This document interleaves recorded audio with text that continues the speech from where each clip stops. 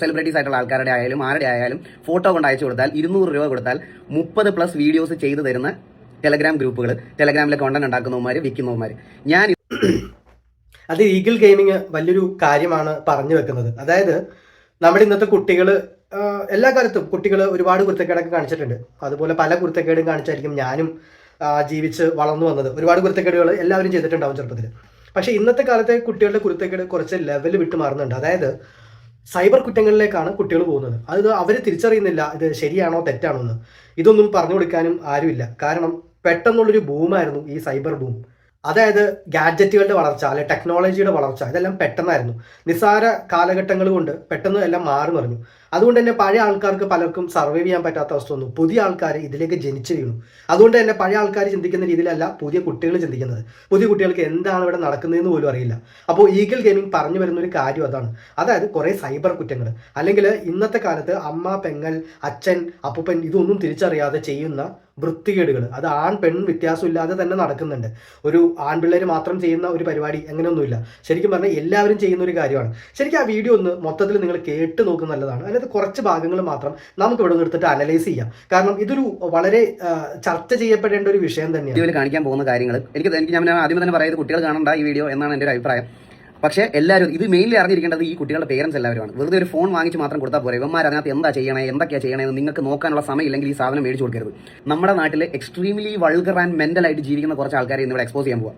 So ഞാൻ ഈ പറയുന്ന ഓരോ കാര്യങ്ങളുടെയും സ്ക്രീൻഷോട്ടുകൾ ഞാൻ ഈ സ്ക്രീനിൽ നിങ്ങളെ കാണിച്ചു തരുവേ. ഓരോന്നും നിങ്ങൾ അറിഞ്ഞിരിക്കണം. ഇന്നതാണ് ഈ ഒരു സൊസൈറ്റിയിലാണ് നമ്മളിപ്പോൾ ജീവിച്ചിരിക്കുന്നത്. സോ നമ്പർ വൺ എന്ന് പറയുന്നത് ഈ പൈസ, അതായത് പൈസ കൊടുത്തിട്ട് നമുക്ക് ഇഷ്ടമുള്ള ആൾക്കാരെ, സെലിബ്രിറ്റീസ് ആയിട്ടുള്ള ആൾക്കാരുടെ ആയാലും ആരുടെ ആയാലും ഫോട്ടോ കൊണ്ട് അയച്ചു കൊടുത്താൽ 200 രൂപ കൊടുത്താൽ 30+ വീഡിയോസ് ചെയ്തു തരുന്ന ടെലഗ്രാം ഗ്രൂപ്പുകൾ, ടെലഗ്രാമിലെ കോണ്ടന്റ് ഉണ്ടാക്കുന്നവന്മാർ, വിൽക്കുന്നവന്മാർ. ഞാൻ ഇന്നലെ ഈ സ്ക്രീൻഷോട്ടിൽ നിങ്ങൾ കാണുന്നത് പോലെ വെറും 200 രൂപ കൊടുത്താൽ 30 വീഡിയോസ് ആണ് ഉണ്ടാക്കി തരും. ഞാൻ ഇന്നലെ ഇതിൽ ഈ വിൽക്കുന്ന പയ്യനിൽ ഒരുത്തനെ ഞാൻ ഇന്നലെ കണ്ടുപിടിച്ചായിരുന്നു. ഞാൻ അവൻ്റെ ഇൻബോക്സിൽ ചെന്നപ്പം ഉള്ള ചാറ്റാണ് നിങ്ങൾ കാണുന്നത്. ഈ ഇൻബോക്സിൽ ഞാൻ ഇവൻ്റെ അടുത്ത് സംസാരിച്ചപ്പോൾ അവനോട് പറയുകയാണ് അവൻ്റെ അടുത്ത് അമ്മയുണ്ട്, ഇപ്പോൾ കോൾ വിളിക്കരുതെന്ന്. അപ്പോൾ ഞാൻ അവൻ്റെ അടുത്ത് ചോദിച്ചത് ഇതാണ്, നിനക്ക് ടെലഗ്രാമിൽ ഈ വീഡിയോസ് ചെയ്യുന്ന സമയത്ത് നിനക്ക് വീട്ടിൽ അമ്മയുണ്ടെന്നുള്ള കാര്യം ഓർമ്മയില്ലായിരുന്നു എന്ന്. ആൻഡ് അടുത്തത്, ഞാൻ ഇവൻ്റെ ഏജിലേക്ക് എത്താൻ വേണ്ടി ഞാൻ വയസ്സ് ചോദിച്ചു വന്നപ്പോഴാണ് ഞാൻ ഞെട്ടിപ്പോയൊരു കാര്യം എന്ന് പറഞ്ഞാൽ 15 വയസ്സ് മാത്രം പ്രായമുള്ള ഒരുത്തനാണ് ഈ ടെലഗ്രാമിൽ ഇത് വിറ്റോണ്ടിരിക്കുന്നത്. അപ്പോൾ നമുക്ക് അത് ആദ്യം തന്നെ നമുക്ക് അതിനെപ്പറ്റി ചിന്തിക്കാം. 15 വയസ്സുള്ള ഒരുത്തനാണ് ഈഗിളായിട്ട് കമ്മ്യൂണിക്കേറ്റ് ചെയ്തത്. അതായത് 200 രൂപയ്ക്ക് വേണ്ടിയിട്ടാണ് അവൻ ഇത്രയും വീഡിയോസ് ചെയ്ത് കൊടുക്കുന്നത്. അതായത് ലേറ്റസ്റ്റ് ആയിട്ടുള്ള ഡീപ് ഫേക്ക് പോലുള്ള ടെക്നോളജികളും AI സാധനങ്ങളൊക്കെ വെച്ചിട്ടാണ് ഇത് ഉണ്ടാക്കി കൊടുക്കുന്നത്. പക്ഷെ ഒരു ചോദ്യം, 15 വയസ്സുള്ള ഒരുത്തൻ ഒരിക്കലും കാശ് ഡയറക്റ്റ് അല്ല കയ്യിലേക്ക് മേടിക്കുന്നത്. അവനൊരു ബാങ്ക് അക്കൗണ്ട് ഉണ്ട്. ഒരു മൈനറിന് കിട്ടുന്ന ബാങ്ക് അക്കൗണ്ട് അപ്പോൾ അതാരാ നോക്കുന്നത്? അച്ഛനമ്മമാരല്ലേ ആയിരിക്കും. അല്ലെങ്കിൽ പിന്നെ ഇതൊരു വലിയൊരു ഗ്യാങ് എന്നൊക്കെ പറയേണ്ടി വരും. അല്ലെങ്കിൽ ഇവൻ്റെ മുകളിൽ വേറെ ഒരുത്തനുണ്ട്, അവനാണിത് നിയന്ത്രിക്കുന്നതെന്നൊക്കെ പറയേണ്ടി വരും. അല്ലാത്ത പക്ഷം ശരിക്കും പറഞ്ഞാൽ മൈനർ ആയിട്ടുള്ളൊരു പയ്യന് ഉള്ളൊരു ബാങ്ക് അക്കൗണ്ട് ഉണ്ടെങ്കിൽ ഉറപ്പായിട്ടും അത് അച്ഛനമ്മമാർ അറിഞ്ഞിരിക്കും അതിനകത്ത് വരുന്ന ട്രാൻസാക്ഷൻ.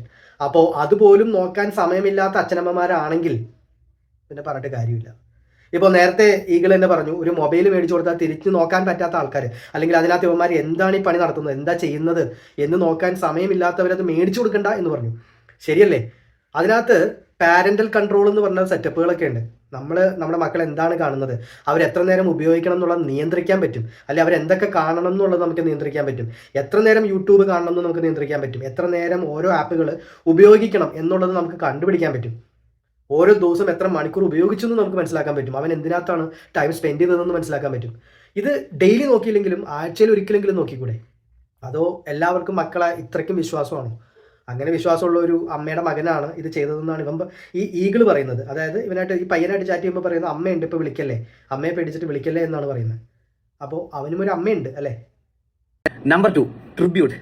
ഇതൊക്കെ ഇവരുടെ കോഡ് ലാംഗ്വേജസ് ആണ്. ഇതൊക്കെ ട്രിബ്യൂട്ട്. ഇതെന്താന്ന് പറയട്ടെ? ട്രിബ്യൂട്ട് എന്ന് പറഞ്ഞാൽ ഒരു ഐപാഡ് എടുത്ത് വെക്കും. ആ ഐപാഡിൽ നമ്മൾ റിക്വസ്റ്റ് ചെയ്യുന്ന ആളുടെ ഫോട്ടോ ഓപ്പൺ ചെയ്ത് വെക്കും. എന്നിട്ട് അതിന്റെ പുറത്ത് മാസ്റ്റുർബേറ്റ് ചെയ്യുന്ന വീഡിയോസ് ഷൂട്ട് ചെയ്ത് നിങ്ങൾക്ക് തരും. അതും 4-5 വീഡിയോസ്.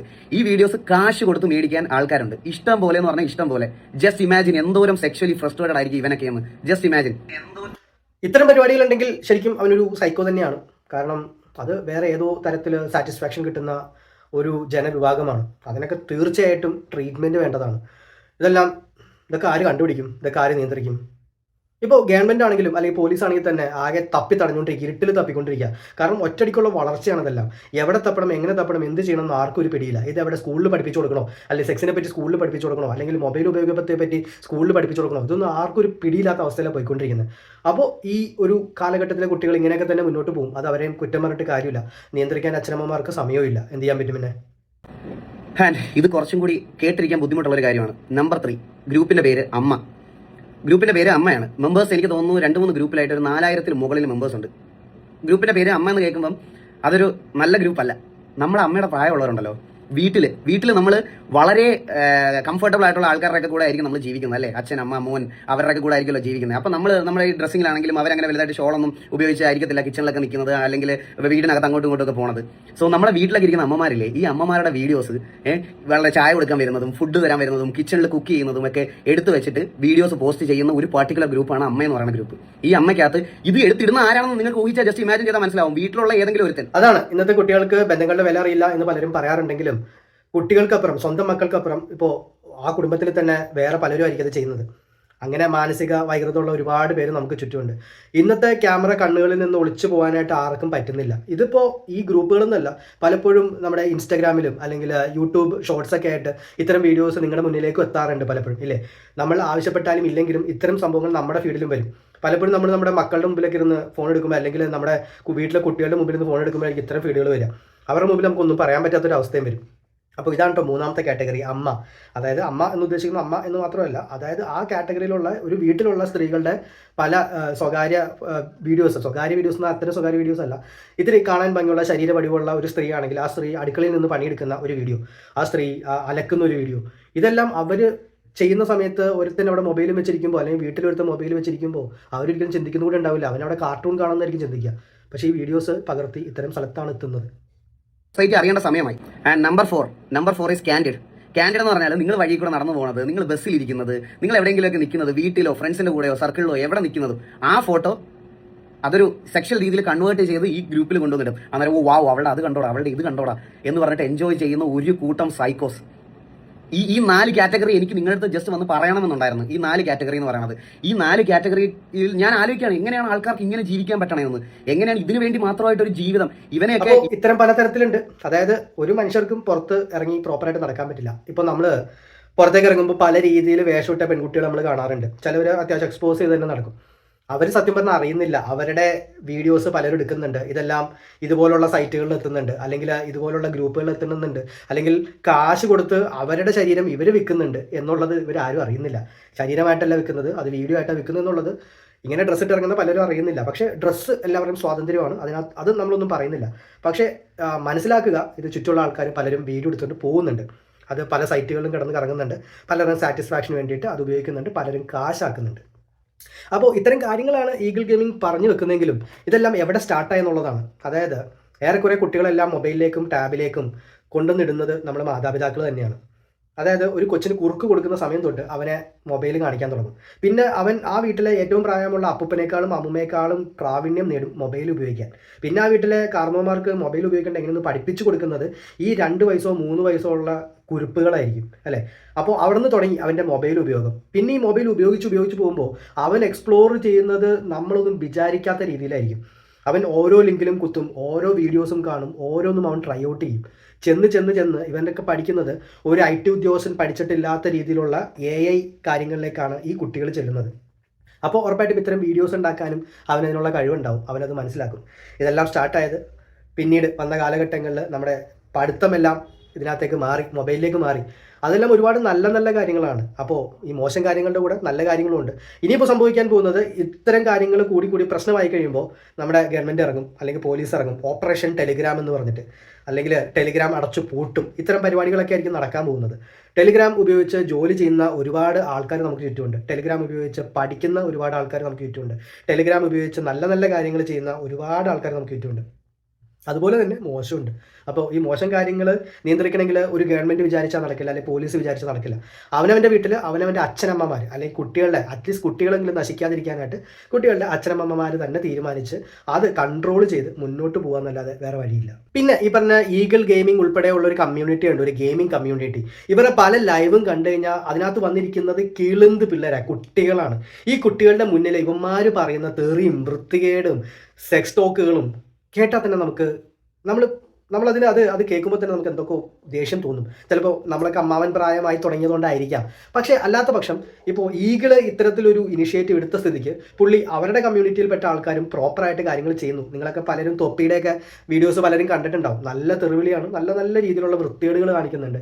അല്ലെങ്കിൽ ഒമേഗിൾ പോലുള്ള സ്ഥലങ്ങളിൽ നിന്ന് പെൺപിള്ളേർ വന്ന് ലൈവ് ചാറ്റുകളിൽ കയറുന്നു. ഇത്തരം പരിപാടികളെല്ലാം നമ്മൾ ദിവസേന കാണുന്നുണ്ട്. ഇതെല്ലാം ഈ കിളുന്ത് കുട്ടികളാണ് ഏറ്റവും കൂടുതൽ കാണുന്നത്. അവർ ഫാൻസാണ് ഇവരുടെ, അവരും ഇത് അനുകരിക്കും അല്ലേ. അവരും ചിലപ്പോൾ ലൈവായിട്ട് കാണിച്ചെന്ന് വരില്ല, പക്ഷേ അവരിത് അനുകരിച്ച് ആ മൊബൈലിലൂടെ ഈ പല പരിപാടികളും അവരും ചെയ്യും. അപ്പോൾ ഇതൊക്കെ തടയിടാനായിട്ട് എല്ലാവരും ശ്രമിക്കണം. ഇപ്പോൾ ഈഗിൾ ഒരു വീഡിയോ ഇട്ടുകൊണ്ട് മാത്രം നന്നാവില്ല, അവരുടെ കമ്മ്യൂണിറ്റിയിലുള്ള ആൾക്കാർ ചെയ്യുന്നതും നമ്മൾ പറയണമല്ലോ. പിന്നെ ഇങ്ങനത്തെ വീഡിയോൻ്റെ അടിയിൽ വന്നിട്ട് ഒരുപാട് പേര് പറയുന്ന ഒരു സംഭവം എന്ന് വെച്ച് കഴിഞ്ഞാൽ ഇവരെയൊക്കെ എക്സ്പോസ് ചെയ്യണം, പബ്ലിക് ആക്കണം ഇവരുടെ ഫേസ് അല്ലെ അക്കൗണ്ട് ഡീറ്റെയിൽസ് എല്ലാം. പക്ഷെ കാര്യമുണ്ടോ? കൊച്ചു പിള്ളേരല്ലേ, അവരെ പറഞ്ഞു കൊടുത്ത് മനസ്സിലാക്കുകയല്ല വേണ്ടേ. അല്ലാതെ ശരിയായിരിക്കാം, ചിലപ്പോൾ 1-2 പേരെ പിടിച്ചു കഴിഞ്ഞാൽ ശരിയാവുമായിരിക്കാം, പക്ഷെ അവൻ്റെ ജീവിതം പിന്നെന്തായി?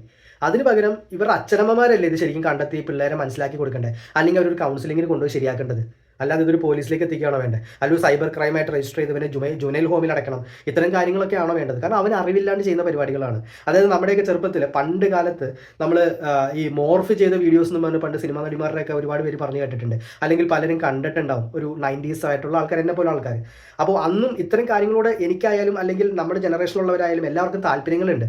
അതൊന്നും വേണ്ട എന്നല്ല പറയുന്നത്. അതൊക്കെ മനുഷ്യനാണ്, മനുഷ്യന്മാർക്ക് പല രീതിയിലുള്ള ചിന്തകളുണ്ടാവും, തോന്നലുകളുണ്ടാവും, അവരതൊക്കെ ചെയ്യട്ടെ. പക്ഷേ കാശിന് വേണ്ടിയിട്ട് അല്ലെങ്കിൽ സ്വന്തം വീട്ടിലിരിക്കുന്നവരുടെ വീഡിയോസ് എടുത്ത് കൊടുക്കുന്നത്, അല്ലെങ്കിൽ ഇത്തരം വൈകൃതങ്ങൾ കാണിക്കുന്നത് നിർത്തേണ്ട ഒരു കാര്യമാണ്. അല്ലെങ്കിൽ ആ കുട്ടികൾ വലുതായി ഇവരൊക്കെ വേറെ രീതിയിലുള്ള ആൾക്കാരായി മാറും ഉറപ്പായിട്ടും. കാരണം അവർക്ക് കൃത്യമായിട്ട് എന്താണ് അവർക്ക് വേണ്ടതെന്ന് മനസ്സിലാവുന്നില്ല. നമ്മുടെ സ്കൂളിലൊക്കെ ടീച്ചർ സെക്സിൻ്റെ അല്ലെങ്കിൽ ഒരു റീപ്രൊഡക്ഷൻ ക്ലാസ് വരുമ്പോൾ കണ്ണടച്ചിരുന്നോ അല്ലെങ്കിൽ വീട്ടിൽ പോയിട്ട് വായിച്ചാൽ മതി എന്ന് പറയുന്നിടത്ത് തുടങ്ങുന്ന ഒരു പ്രശ്നമാണിത്. ഇതെല്ലാം അഡ്രസ്സ് ചെയ്യേണ്ട കാലം കഴിഞ്ഞു. ഓരോ കുട്ടികൾക്കും കൃത്യമായിട്ടുള്ള സെക്സ് എഡ്യൂക്കേഷൻ കൊടുക്കേണ്ട കാലമായി.